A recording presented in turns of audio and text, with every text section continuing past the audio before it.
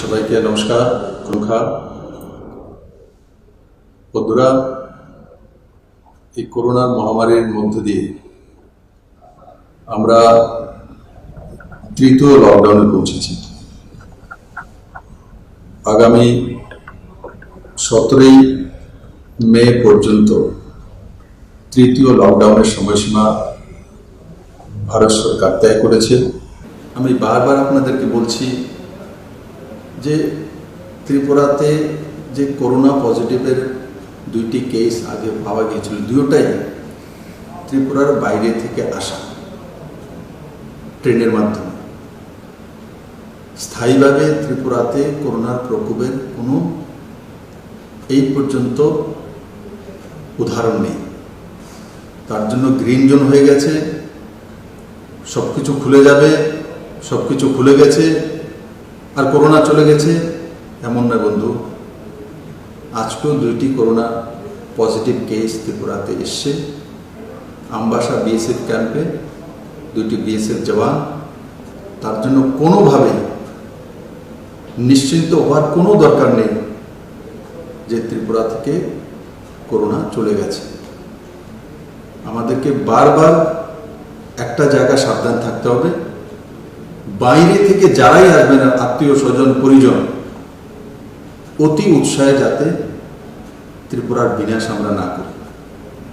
আমি তার জন্য বলছি, যে যেখানে আছেন সুস্থ থাকুন। রাজ্যের কেন্দ্র সরকার আনা নেওয়ার জন্য যে ব্যবস্থাগুলো করছে সেগুলোকে ধীরে সুস্থে করতে দিন।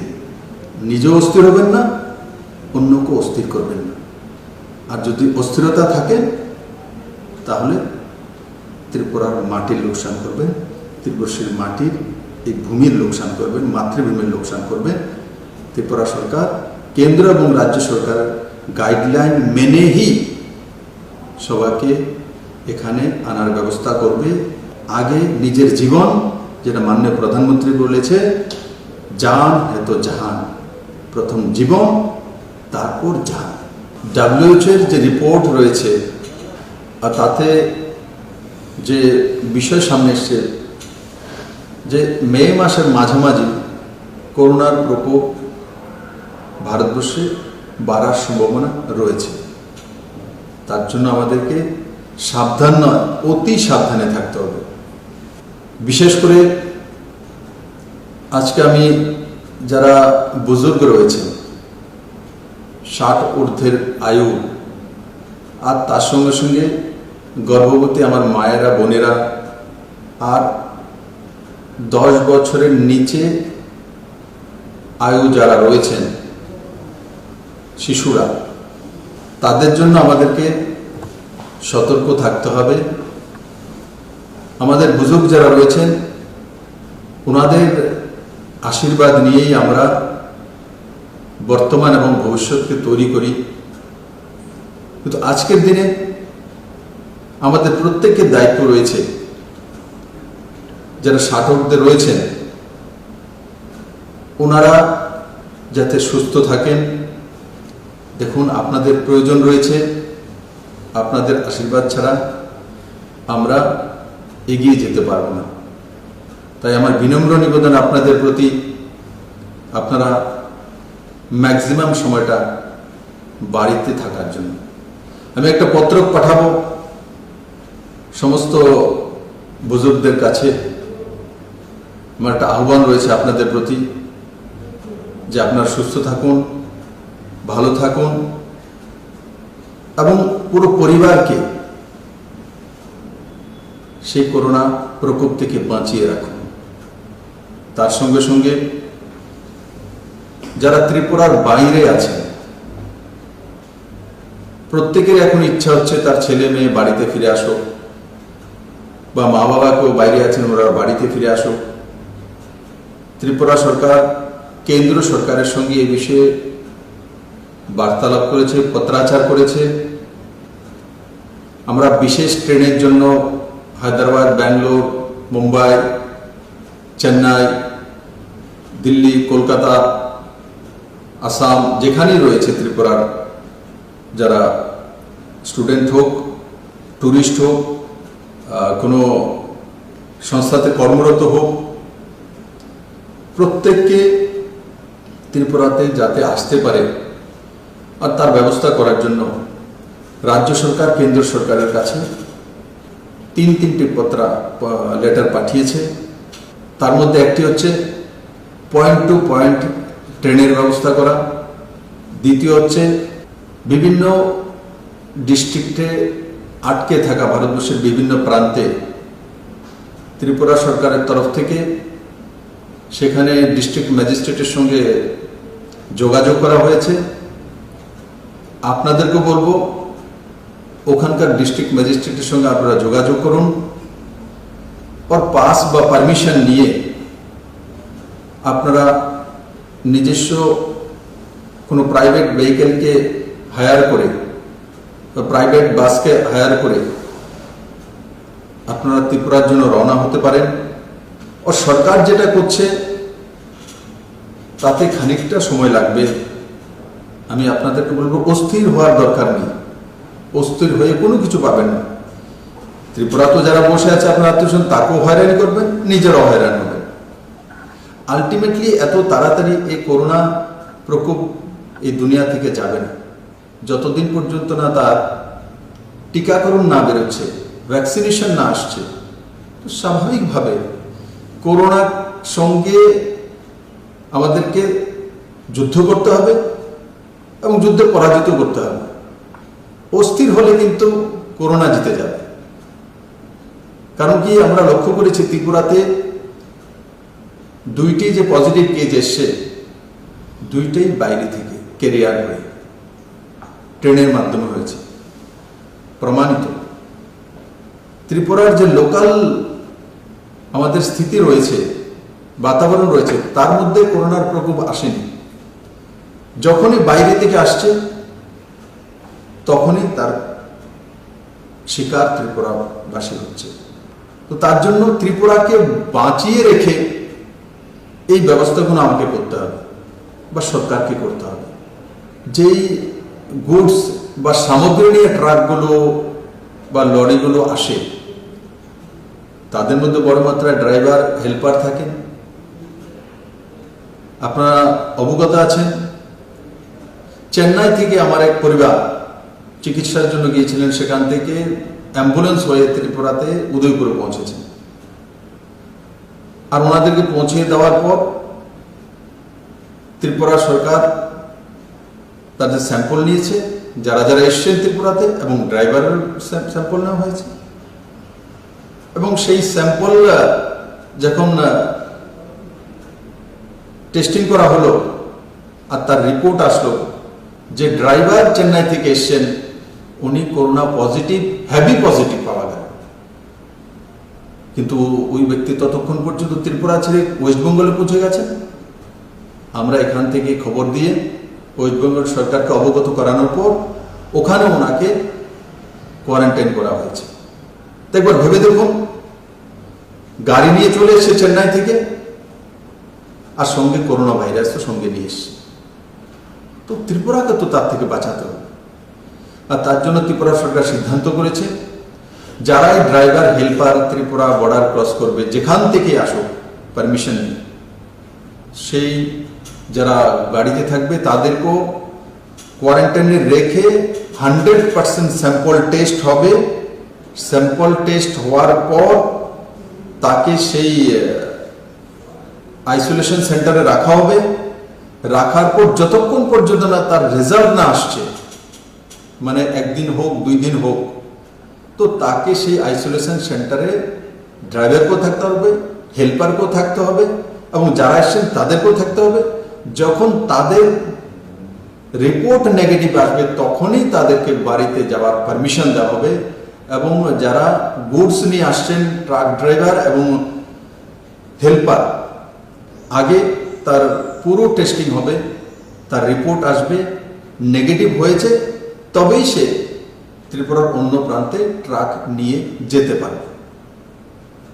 ঠিক বাইরে থেকে যারা আসবে, যারা ট্রাভেলার, যারা ত্রিপুরা ট্যুরিস্ট বাইরে গিয়েছিলেন, যারা চিকিৎসার জন্য গিয়েছিলেন, যারা ছাত্রছাত্রী, যারা বিভিন্ন জায়গায় কর্মরত তাদেরকে নিশ্চিত আনার ব্যবস্থা সরকার করবে এবং সাহায্য করবে, কিন্তু তাদের সবাইকে ব্যস্ত হলে হবে না। যে ব্যবস্থাটা আমরা করেছি যে রেজাল্ট না আসা পর্যন্ত বর্ডার ক্রস করে তার বাড়ির সীমানা পর্যন্ত পৌঁছে যাবে, তা করতে দেওয়া হবে না। বন্ধুরা, যারা আমাদের বর্ডার ফেন্সিং এর ওইদিকে খেতি বাড়ি রয়েছে তাদের জন্য কালকেই আমি একটা পত্রাচার করেছিলাম মাননীয় গৃহমন্ত্রী মহোদয়কে, কারণ উনি তৎক্ষণাৎ বিএসএফকে নির্দেশিত করেছেন যে এখন যে ফসল ধান বা পাতা ফসল সেখানে রয়েছে, যাদের এই ফসল ত্রিপুরাবাসী ওনারা যাতে কালেক্ট করতে পারেন এবং কাল্টিভেশন করতে পারেন, আবার ফসল লাগাতে পারেন, তার ব্যবস্থা করার জন্য আজকে নির্দেশিত করা হয়েছে। এবং তাতে ৬-৭ হাজার কৃষক পরিবার যারা রয়েছেন, যাদের জমি বর্ডারের ফেন্সিং এর ওপারে রয়েছে, গেট খোলার পর ওইদিকে যাবেন এবং নির্দিষ্ট সময়ের মধ্যে নিজের যে কৃষি কাজ সম্পন্ন করে আবার হেলথ ডিপার্টমেন্টের কর্মীরা সেই গেটে থাকবেন, বিএসএফ থাকবেন, অ্যাডমিনিস্ট্রেশনের লোকেরা থাকবেন, তাদেরকে স্ক্যানিং করে আবার এদিকে নিয়ে আসা হবে। এই বিষয়গুলো যারা ফার্মার্স রয়েছেন, যারা কৃষক রয়েছেন, তাদেরকে স্ট্রিক্টলি তা ফলো আপ করতে হবে এবং বিএসএফও সেই দিশাতে কাজ করবে। কারণ কোনো মতেই যাতে আমরা খেতি করার জন্য গেলাম বা ধান কাটার জন্য গেলাম বা আমাদের তরমুজের খেতে থেকে তরমুজ কাটার জন্য গেলাম আর গিয়ে বাংলাদেশের লোকেদের সঙ্গে কথাবার্তা বলে আর ওখান থেকে করোনা সংক্রমণ নিয়ে চলে আসলাম, সেটা কোনো মতেই গ্রাহ্য করা হবে না। আর আপনারাও সাবধান থাকবেন এটা যাতে কোনো মতে না করা হয়, না হলে আইন অনুসারে কঠিন ব্যবস্থা ত্রিপুরা সরকার নেবে। ভারত সরকার এবং ত্রিপুরা সরকার যেই নিয়ম নীতিগুলো লাগু করেছে তার মধ্যে আপনাদের উপরে ফৌজদারি নিয়ম অনুসারে কেস ধার্য করা হবে। বন্ধুরা, গ্রিন জোন হওয়ার পর ত্রিপুরার যে মার্কেট কমপ্লেক্সগুলো এগুলো ছাড়া বাকি দোকানপাট খোলা হয়েছে। আজকেই ত্রিপুরা সরকার নতুন নোটিফিকেশন করবে মাস্ক কম্পালসারি, যারাই দোকানে বসবেন মাস্ক পরতে হবে। আর দোকানের সামনে যদি 2 মিটারের দোকানের সামনে হয় তো 2 জন দাঁড়াতে পারবে, 1 মিটারের যদি দোকানের সামনেটা ফ্রন্ট হয় তো 1 জন দাঁড়াতে পারবে। তার জন্য দিশা নির্দেশিকা আজকেই ত্রিপুরা সরকার জারি করবে। এবং যারা মাস্ক দোকান খুলবেন আর মাস্ক পরবেন না, আপনি নিজের সেলফ মেডও করতে পারেন, জল গামছাও লাগাতে পারেন, নিট অ্যান্ড ক্লিন সাদা কাপড় লাগাতে পারেন, কিন্তু মাস্ক পরতে হবে কম্পালসারি। আর না হলে যেখানে ত্রিপুরা সরকারের সরকারি ব্যবস্থা এবং পাবলিক সেক্টরের নিয়ম করে চালু করেছে, যারা মাস্ক পরে অফিসে আসবেন না তাদের প্রথমবারে 100 টাকা জরিমানা, দ্বিতীয়বারে 200 টাকা জরিমানা। ঠিক সেভাবে বাজারও যদি মাস্ক, যারা দোকান খুলেছেন মাস্ক যদি না পরেন, যারা পেট্রোল পাম্পে কাজ করেন তারা যদি না পরেন, যারা অটো ড্রাইভার, যারা রিক্সা ড্রাইভার, যারা অন্যান্য ভেহিকেলের ড্রাইভার, কম্পালসারি মাস্ক তাকে পরতেই হবে। এবং এটাও খেয়াল রাখতে হবে যে ওয়াশেবল কিনা, মাস্ক একবার বললাম ডেইলি একটাই করলাম, তাকে রাত্রে একবার ধুয়ে নেওয়া, আর ধুয়ে ফ্রেশ করে তারপর সেটাকে আবার আমরা রিইউজ করতে পারি। তো তার জন্য প্রত্যেক দোকানে তাকে মাস্ক পরতে হবে। আর যে কাস্টমার দোকানে যাবে তাকেও মাস্ক পরতে হবে। আর দোকানদারদেরকে আমি অনুরোধ করব, আপনাদের প্রত্যেকের দোকানে মাস্ক আপনারা বিক্রিও করতে পারেন রেখে, তাতে কোনো অসুবিধা নেই। এবং যদি আপনার দোকানে কেউ চলে এসছে কোনো জিনিসপত্র কেনার জন্য, মাস্ক নেই, তো ওনাকে মাস্ক বিক্রি করে দিন। আর সেটা পুরো ত্রিপুরা রাজ্যে বাজার কমিটিগুলো আছে, আমি তাদের কাছে অনুরোধ করব মাস্ক ছাড়া যাতে দোকান না খোলা হয়, না হলে কিন্তু সরকার জরিমানা করবে, ফাইন করবে, হয়তোবা সেই মার্কেটই বন্ধ করে দেওয়া হবে যতক্ষণ পর্যন্ত না মাস্ক পরে দোকানি না বসছে। আর তার সঙ্গে সঙ্গে দোকানে মাস্ক পরা হচ্ছে কিনা, সঠিকভাবে ব্যবস্থা হচ্ছে কিনা, সেগুলো দেখার জন্য ভলেন্টিয়ার নিয়োগ করা। বাজারের যে কমিটি আছে ওনাদের মধ্যে থেকে তয় করে নিন ভলেন্টিয়ার। পুলিশ কতদিন আপনাদের কাছে থাকবে? আপনারা আপনাদের 50টা দোকান আছে, 30টা দোকান আছে, সবাই মিলে মান্থলি ভলেন্টিয়ার সিস্টেম চালু করে দিন। তো ভলেন্টিয়ারের মাধ্যমে যারা দোকানে আসছে কাস্টমার, ওনারা কিভাবে দাঁড়াবে, কিভাবে জিনিসপত্র নেবে, কিভাবে দোকান থেকে বেরোবে, সেই গাইডলাইনগুলো ভলেন্টিয়াররা তয় করে নিন বাজার কমিটি মিলে। সেই দিশাতে আমাদের লম্বা সময় কাজ করতে হবে। আমাদের গ্রিন জোনে যেমন প্রাইভেট ভেহিকেল আছে বা বাসগুলো আছে, তো বাসের মধ্যে চলার পারমিশন হয়ে গেছে, কিন্তু তার মধ্যে বাসে যদি 50টি সিট থাকে তো 25টি সিট, মানে একটা গ্যাপিং দিয়ে একটা, তার মধ্যে সিস্টেমেটিক্যালি আমাদের চলতে হবে, নাহলে সরকার তার মধ্যে ফাইন করবে। বা আমাদের ছোট ছোট ভেহিকেল রয়েছে প্রাইভেট, তার মধ্যে কতজন বসবে, তো সরকার নির্ধারিত করতে চলছে 50%, যেটা বাসেও 50%, তো অটো তো সেটা দেখে অটো সামনে একজন বসবে, তো পেছনে 2 জনের বেশি না। টমটমও ঠিক সেইভাবে সোশ্যাল ডিস্টেন্সিং মেনটেন করে প্যাসেঞ্জারকে বসতে হবে, এবং সেই দিশাতে পুরো ত্রিপুরা রাজ্যকে কাজ করতে হবে। আরেকটা বিষয় আমি আপনাদের সঙ্গে শেয়ার করতে চাইছি। সমস্ত অ্যাডমিনিস্ট্রেশনকে বলে দেওয়া হয়েছে, তবুও আমি আবার বলবো যে উজ্জ্বলা যোজনায় 2,75,000 বেনিফিশিয়ারি ত্রিপুরাতে রয়েছে। তার মধ্যে বড় মাত্রায় উজ্জ্বলা যোজনার বেনিফিশিয়ারি আমার যে বোনেরা রয়েছেন, তাদের সেই অ্যাকাউন্টগুলি ইনঅ্যাক্টিভ হয়ে গেছে। রাজ্য সরকার দিশা নির্দেশিকা জারি করেছে, যাদের গ্যাস এজেন্সি রয়েছে ওনারাই গ্যাস সিলিন্ডার নিয়ে সেই 2,75,000 পরিবারের কাছে পৌঁছে দেবেন এবং ইনঅ্যাক্টিভ অ্যাকাউন্টগুলিকে অ্যাক্টিভ করবেন, এবং ওনার অ্যাকাউন্ট থেকে গ্যাস এজেন্সির যে অ্যাকাউন্ট আছে তার মধ্যে যে পয়সা টাকা ট্রান্সফার হবে। এই সবগুলো কাজ গ্যাস এজেন্সিকে করতে হবে। এর জন্য রাজ্য সরকারের food and civil supply department নির্দেশিকা জারি করেছেন। যেই গ্যাস এজেন্সি সেই নির্দেশিকা পালন না করবেন তার উপর কড়া কার্যবাহী হবে, কড়া কার্যবাহী হবে।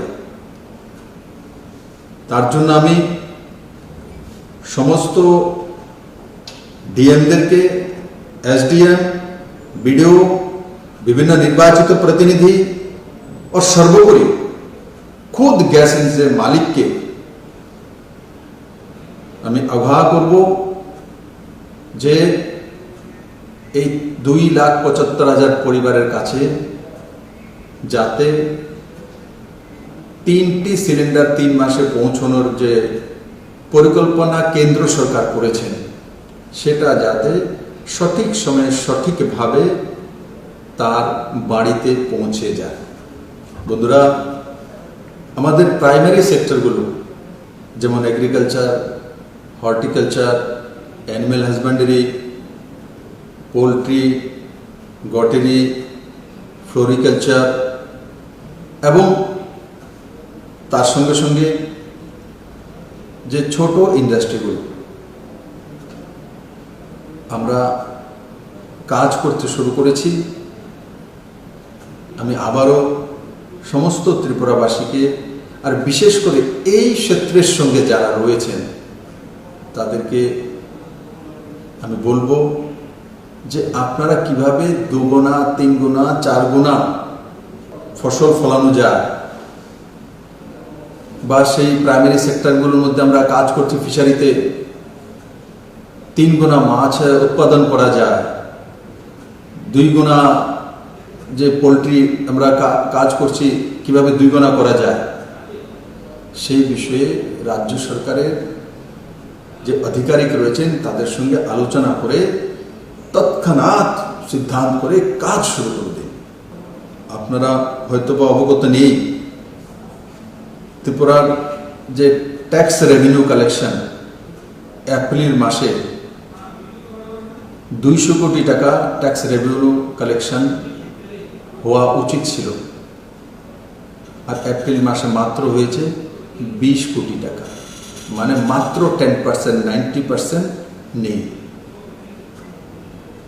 নন ট্যাক্সেবল যে ইনকাম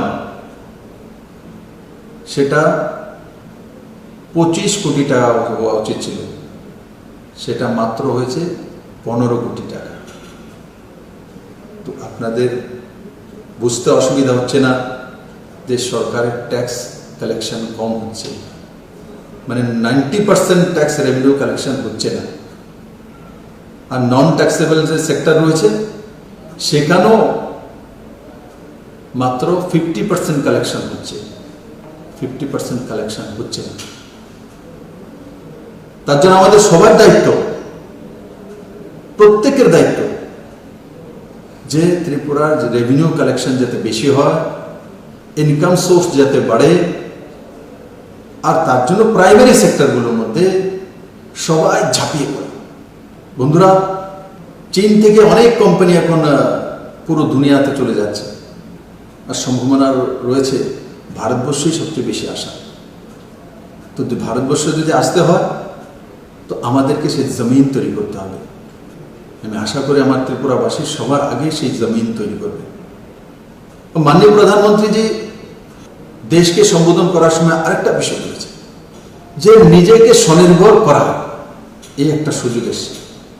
আমি আগেও বলেছি রাবার যে আমাদের সবচেয়ে বড় যে এক্সপোর্টের বিষয় রয়েছে সেটা এখন বাইরে যাচ্ছে না, তাহলে কোথা থেকে আমরা ইনকাম করব?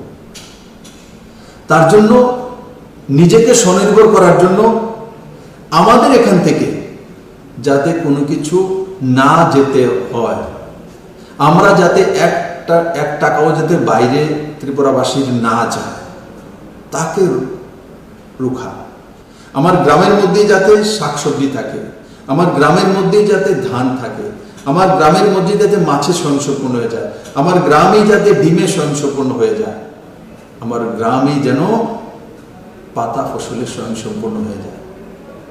আর প্রত্যেকটি বাড়ি যদি গ্রামীণ বাড়িগুলো বিশেষ করে তয় করে নেয় যে আমার বাড়ির 3 গন্ডা জায়গা আছে ও তার মধ্যে সমস্ত পাতা ফসল আমি আবার লাগিয়ে দেব, যেই সিজনে যেটা আমি আর বাজার থেকে ক্রয় করব না, বরং বাজারে বিক্রি করব, তাহলে আপনি তো স্বয়ংসম্পূর্ণ সবজি তো হলেন, আবার বাজারও বিক্রি করার ব্যবস্থা করে দেবেন।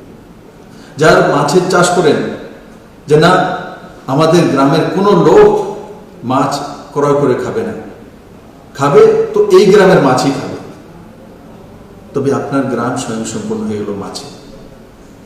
এই কাজগুলো আমাদেরকে করোনা প্রকোপ থেকে আমরা শিখেছি, তা আমি আশা করি আমার ত্রিপুরাবাসী মাননীয় প্রধানমন্ত্রী যে মার্গদর্শনটা করেছেন যে নিজেদের পরিবারকে স্বয়ংসম্পূর্ণ করা, নিজেরা কিভাবে বেঁচে থাকতে পারি তার সাধন নিজেরাই তৈরি করা, অন্যের উপর নির্ভরশীলতা থেকে বেরিয়ে আসা। ত্রিপুরা কেন্দ্র নির্ভরশীল রাজ্য, এবার আমাদের কাছে সুযোগ যে আমরা পরনির্ভরশীলতা থেকে বেরিয়ে স্বনির্ভর ত্রিপুরা তৈরি করার রাস্তা তৈরি করতে পারি। বন্ধুরা, এই করোনার প্রকোপের মধ্যেও দেখুন ত্রিপুরার অগ্রগতির যাতে না রুখে মাননীয় প্রধানমন্ত্রীজি সাবরুমে লজিস্টিক হাবের জন্য এডিবি স্যাংশন দিয়েছেন লোনে। এডিবি ডিপিআর চাইছে ত্রিপুরা সরকারের তরফ থেকে যে সাবরুমে লজিস্টিক হাব হবে। তার মানে ত্রিপুরা কোনোভাবেই শিল্পেও পিছিয়ে যাচ্ছে না, বিজনেসও পিছিয়ে যাচ্ছে না। যেই গতি নিয়ে ত্রিপুরা কাজ করা শুরু করেছে সেই গতিকে ধরে রেখেছে, কিন্তু লকডাউনের কারণে আমাদের ইনকাম কমেছে। আমরা ঘর থেকে বেরোতে পারিনি 1-1.5 মাস। তার ফলে যেখানে যেখানে আমাদের ইনকামের স্রোতগুলি রয়েছিল সেগুলো শিথিল হয়ে গেছে, সংকুচিত হয়ে গেছে, কিন্তু আমরা এখন গ্রিন জোনে চলে এসেছি। আর তার জন্য সবাইকে মিলেমিশে আজকে আমাদেরকে সেই কাজটা করতে হবে। বন্ধুরা, আমি আশা করি আপনারা যে যে দিশা নির্দেশিকা কেন্দ্র সরকার এবং রাজ্য সরকার লাগু করেছে সেগুলো সঠিকভাবে পালন করবে, সঠিকভাবে। না হলে যে কোনো সময় ত্রিপুরা লোকসান হতে পারে। আমি আপনাকে বলবো, যে কোনো সময়। এখন বাইরে থেকে যখন আমার ত্রিপুরাবাসীরা আসবে তখন তার সঙ্গে ড্রাইভারও আসবে, তার সঙ্গে হেল্পারও আসবে। এগুলোর থেকে আমাদের সাবধান থাকতে হবে। সরকার তো সব ইনিশিয়েটিভ নেবে, কিন্তু আমাদেরও জাগরুক থাকতে হবে। আর বিনা প্রয়োজনে রাস্তাতে না বেরো। আজকে নির্দেশিকা যাচ্ছে বিনা প্রয়োজনে কোনো ব্যক্তি যদি রাস্তায় হাঁটছে বা বাজারে ঘুরছে তার উপর জরিমানা হবে, তার উপরে কেস হবে। প্রয়োজন ছাড়া রাস্তায় না বেরোনো। এখনো লকডাউন লাগু আছে, আর লকডাউন না থাকলেও যতদিন পর্যন্ত করোনার প্রকোপ রয়েছে, যতদিন পর্যন্ত ভ্যাকসিনেশন না বেরোবে ততদিন পর্যন্ত আমাদেরকে এগুলো পালন করতে হবে। সোশ্যাল ডিস্টেন্সিং মেনটেন করতে হবে, মাস্ক পরতে হবে। আর তার সঙ্গে সঙ্গে যে দিশা নির্দেশিকা অনুসারে আমরা অটোতে চলবো, তো অটোতে সামনে অনলি ড্রাইভার থাকবে, পেছনে 2 জন বসবে। আর যেগুলো বাসেস রয়েছে 50% অকুপাই হবে, 50% খালি রাখতে হবে। আর অন্যান্য প্রাইভেট ভেহিকেল যেটা আছে সেটা তো তেমন, সামনে অথবা 4 হুইলার ড্রাইভার চালাচ্ছেন, যেই চালক আর তার সঙ্গে পেছনে 2 জন বসবে, এবং সেই অনুসারে ত্রিপুরা সরকার দিশা নির্দেশিকা জারি করবে। আমি আশা করি সমস্ত ত্রিপুরাবাসী সাবধানতার সঙ্গে সেগুলো পালন করবেন। আবারও আমি যারা ত্রিপুরার বাইরে আছেন তাদেরকে ত্রিপুরাতে ফিরিয়ে আনার জন্য আমরা ভারত সরকারের সঙ্গে আলোচনারত আছি। আর সঙ্গে সঙ্গে ট্রেন, বাস ও প্রাইভেট ভেহিকেল কিভাবে আনা যায়, ওই ডিস্ট্রিক্টের যে কনসার্ন ডিএম আছে তাদের সঙ্গে আলোচনা করে ত্রিপুরা সরকার খুব কম সময়ের মধ্যে যাতে আপনারা আপনাদের নিজ নিজ স্থানে ফেরত আসতে পারেন তার ব্যবস্থা কর্মরত রয়েছে। আমি আশা করি খুব কম সময়ের মধ্যে আপনারা ত্রিপুরা নিজ নিজ বাড়িতে ফেরত আসতে পারবেন। কিন্তু আমি আবারও বলবো, ওখানে থেকে প্যানিক না হওয়া, ওখানে থেকে হয়রান না হওয়া, ওখানে থেকে ফ্রাস্ট্রেশনে না ভোগা। আর মনে রাখতে হবে, খেয়াল রাখতে হবে, যদি আমি ব্যাঙ্গালোরে চাকরি করে থাকি বা চেন্নাইতে চাকরি করে থাকি, আমার কর্মসংস্থান সেখানে। আজকে না হোক 1 মাস পরে, 2 মাস পরে আমাকে আবার ফেরত ওখানে যেতে হবে, কারণ আমার সোর্স অফ ইনকাম সেখানে রয়েছে। তার জন্য প্যানিক হয়ে ছেড়ে দিলাম সেটাই কিন্তু অন্তিম বিষয় নয়। আমার কর্মস্থল, আমার কর্মক্ষমতা, আমার ইনকাম সোর্স, সেটা হচ্ছে সবচেয়ে। তাহলে কি করতে হবে? হুমেজিক্যালি কোনো কাজ না করা। হুমেজিক্যালি কাজ সবসময় লোকসান দেবে। তার জন্য মাথা ঠান্ডা রেখে সুস্থভাবে চিন্তা ভাবনা করে কাজ করা। কারণ কি, কালকে আমি দেখেছি ব্যাঙ্গালোরে মেট্রো ট্রেনের কাজ শুরু হয়ে গেছে। তো এখন মেট্রো ট্রেনের মধ্যে যারা ইঞ্জিনিয়ার রয়েছেন যারা কাজ করা শুরু করে দিয়েছে, যারা লেবার রয়েছেন কাজ করা শুরু করে দিয়েছে। তো কাজ যখন শুরু করেছে, তো যারা বাইরে থেকে আছেন তো এনারা কাজ করবেন, তবেই কাজটা শুরু করতে পারবে। আমাদের ত্রিপুরাতে এমন আছে, অনেক মাইগ্রেন্ট রয়েছেন, তাদেরকে দিয়ে আমাদের বিল্ডিং কনস্ট্রাকশন শুরু হয়ে গেছে। আমাদের 1800 কোটি টাকার NH এর কাজ, ন্যাশনাল হাইওয়ের কাজ টেন্ডার হয়ে গেছে, সেগুলো কাজ শুরু করতে চলছি আমরা। আমাদের বিভিন্ন প্রোডাক্ট ইনফ্রাস্ট্রাকচার শুরু করতে চলছি। আপনারা আগরতলা শহরে বেরিয়ে দেখুন যে স্মার্ট সিটির কাজ শুরু হয়ে গেছে, ড্রেনের কাজ শুরু হয়ে গেছে, পুকুরের কাজ শুরু হয়ে গেছে। তো এই কাজগুলো কে করছে? এখানেও বাইরের মাইগ্রেন্ট লেবার রয়েছে, এরাই কাজ করছে। এদের জন্য ত্রিপুরা সরকার ব্যবস্থা করেছে, খাওয়া দাওয়া, এক্সট্রা পয়সা দেওয়া, সেটা করেছে। ঠিক আমাদের যারা বাইরে রয়েছেন তাদের জন্য ওইসব রাজ্য সরকার করছে, বা কোনো রাজ্য সরকার করতে গিয়ে কিছু কিছু ঝামেলা হচ্ছে। কারণ মহারাষ্ট্র, মুম্বাই বড় সিটি, বড় মাত্রা বাইরের লোক আছে, লাখো লোক রয়েছে, কোটি কোটি লোক রয়েছে ব্যাঙ্গালোরে, হায়দ্রাবাদে, চেন্নাইতে, দিল্লিতে, কলকাতাতে। তো স্বাভাবিকভাবে ভলিউম যখন বেশি হয় তখন তাকে ব্যবস্থা আনতে সময় লাগে। তার জন্য একটাই রাস্তা, ধৈর্য ধরতে হবে। করোনাকে পরাজিত করে আমাদেরকে এগিয়ে যেতে হবে, আর ভ্যাকসিনেশনের অপেক্ষায় থাকতে হবে। আমি আশা করি কম সময়ের মধ্যে WHO বা অন্যান্য দেশের যে হেলথ ব্যবস্থা রয়েছে বা সায়েন্টিস্ট রয়েছে, ওরা সক্ষম হবেন এই ভ্যাকসিনেশন বের করার জন্য। আমাদেরকে একটাই রাস্তা ধরে রাখতে হবে, সেটা হচ্ছে সোশ্যাল ডিস্টেন্সিং, মাস্ক ও সরকারের বিধিনিষেধ, ও বিনা প্রয়োজনে বাড়ি থেকে না বেরোয়া।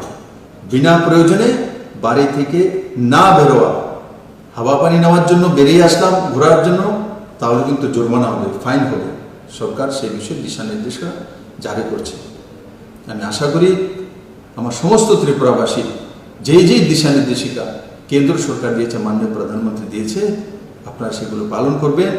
আর তার সঙ্গে সঙ্গে পঞ্চায়েত সেক্রেটারিকে আমরা নির্দেশিত করেছি যে যেই বেনিফিশিয়ারি স্কিমগুলি আমরা লাগু করেছি সঠিকভাবে পৌঁছে গিয়েছে কিনা।